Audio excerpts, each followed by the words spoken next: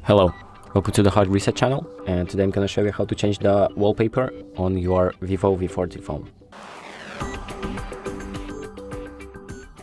So the first thing we're gonna do is we're going to go to our home screen, this one right here, and we're going to hold on an empty space on our home screen until this tab opens. And then we're going to select wallpapers until here on the bottom left. And here you have a selection of wallpapers that you can choose from, or you can go all the way to the right and select the three dots to see other themes, or click on the picture icon on the top right to select a photo from your phone to use as a lock screen.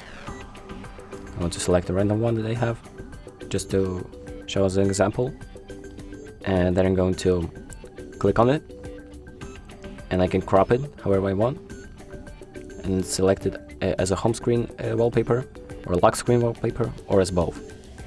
And I'm going to click on the check mark to finish it. And once I return to my screen, you can see that it is now changed to the picture that I selected. And that's it. Thanks for watching, and make sure to like and subscribe.